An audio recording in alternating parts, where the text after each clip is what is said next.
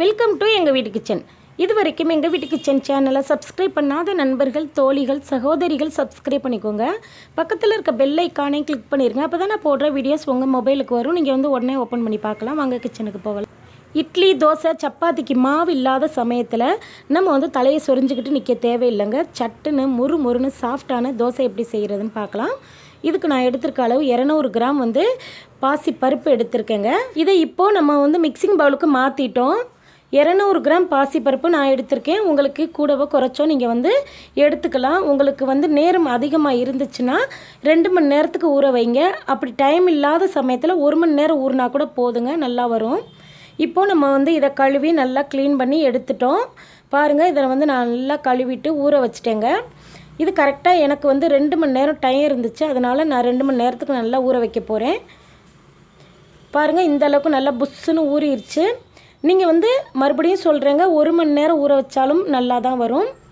இப்போது இதை வந்து நல்லா ஊறிடுச்சு. பாருங்கள், இந்த அளவுக்கு நல்லா சாஃப்டாக ஊறிடுச்சு. இதை வந்து நம்ம மிக்சி ஜாரில் மாற்றிடலாம். இப்போது நம்ம வந்து மிக்சி ஜாருக்கு மாற்றிட்டோம். எல்லாத்தையுமே நம்ம வந்து மாற்றிட்டு இதுக்கு தேவையான அளவு வந்து இப்போவே உப்பு சேர்த்துடலாம். இந்த மாவுக்கு தேவையான அளவு வந்து நான் உப்பு சேர்த்துட்டேன். இதை அரைக்கிறதுக்கு ஒரு 1/2 டம்ளர் அளவுக்கு தண்ணி சேர்த்துடலாம். ரொம்ப தண்ணி சேர்த்திங்கன்னா அள்ளி அடிச்சிருங்க. அதனால் கரெக்டாக வந்து தண்ணி சேர்க்கணும். மிக்சி ஜாரில் சேர்க்குறதுனால பாருங்கள், இந்த அளவுக்கு நல்லா திக்காக மாவு வந்து நமக்கு நல்லா அரைச்சி நல்ல நைஸான மாவாக நமக்கு வந்து கிடச்சிருக்கு. பாருங்கள், இந்த அளவுக்கு நல்லா பக்குவமாக அரைக்கணுங்க. நரன்னு அரைச்சிடக்கூடாது, ரொம்ப பேஸ்ட்டாகவும் அரைச்சிடக்கூடாது. இப்போது நம்ம இதை வந்து அரைச்சதை மிக்சி ஜார்லேருந்து ஒரு பவுலுக்கு மாற்றிடலாம். பவுலுக்கு மாற்றிட்டோம். மாற்றிட்டு இதுக்கு நல்ல இந்த அளவுக்கு நல்லா அரைச்சதுக்கப்புறம் நம்ம வந்து இதுக்கு கரெக்டாக 2 டேபிள் ஸ்பூன் அளவுக்கு வந்து அரிசி மாவு சேர்த்துக்கலாம். அரிசி மாவு சேர்க்குறதுனால நல்ல மொறுமொறுன்னு கிறிஸ்பியாக கிடைக்கும். அதுக்காக தான் நம்ம வந்து அரிசி மாவு சேர்க்குறோம். 1 சிட்டிகை சோடா மாவு சேர்த்துக்கலாம். அப்போ தான் நமக்கு வந்து மாவு வந்து நல்ல புஷ்ஷுன்னு இருக்கும். அதுக்காக சோடா மாவு சேர்த்துட்டு எல்லாத்தையும் ஃபஸ்ட்டு நல்லா இந்த மாதிரி நல்லா கலந்து விட்டுறலாம். அந்த அரிசி மாவும் பாசிப்பருப்பு மாவும் வந்து நல்லா ஒன்றா மிக்ஸ் ஆகணும். நல்ல தோசை மாவு பக்குவத்துக்கு நம்ம நல்லா கரைச்சிக்கலாம். உங்களுக்கு திக்காக இருக்கிற மாதிரி இருந்துச்சுன்னா இன்னுமே கொஞ்சம் கூட தண்ணி சேர்த்துக்கலாம்.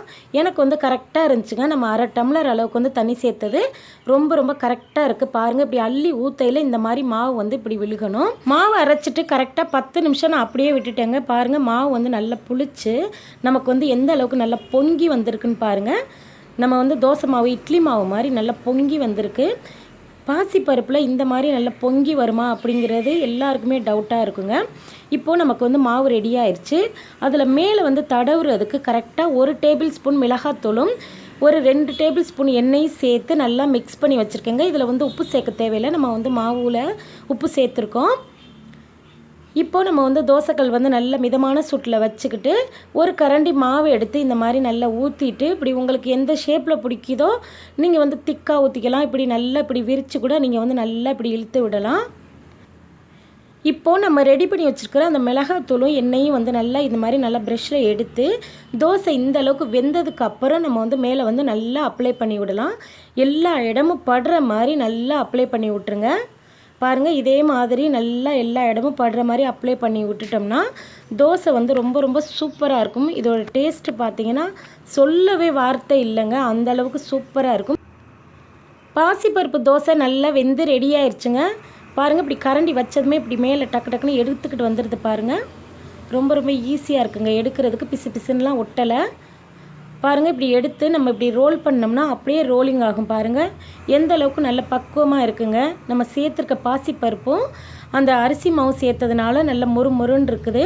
இதை வந்து இப்போ எடுத்து காட்டுறேன் பாருங்கள். இந்த அளவுக்கு நல்லா ரோல் பண்ண வருதுன்னா அப்போ வந்து நல்ல பக்குவமாக நல்ல மொறுன்னு இருக்குது. இதை வந்து ஒரு பிளேட்டுக்கு மாற்றிடலாம். அவ்வளோதாங்க, ஈஸியாக நம்ம வந்து பாசிப்பருப்பில் சூப்பரான தோசை வந்து செஞ்சுட்டோம். இன்னொன்று ஊற்றி காட்டுறேன் பாருங்கள். உங்களுக்கு இது வந்து கோன் டைப்பில் வந்து நான் ஊற்றி, உங்களுக்கு இந்த மாதிரி தோசை பிடிச்சிருந்தாலும் இதே மாதிரி நீங்கள் வந்து ஊற்றி ரெடி பண்ணிக்கலாம்.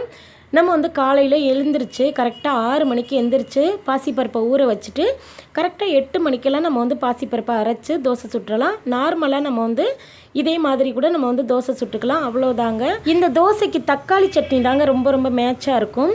நம்ம வந்து மாவு வந்து புளிக்க வைக்காததுனால தக்காளி சட்னி நம்ம புளிப்பாக அரைக்கிறதுனால இந்த தோசைக்கு வந்து நல்ல டேஸ்ட்டாக இருக்கும். இந்த பாசிப்பருப்பு தோசை உங்களுக்கு ரொம்ப ரொம்ப பிடிச்சிருந்தா நம்மளுடைய சேனல் எங்கள் வீட்டு கிச்சனை மறக்காமல் சப்ஸ்கிரைப் பண்ணுங்கள். தேங்க்யூ, தேங்க்ஸ் ஃபார் வாட்சிங், பாய்.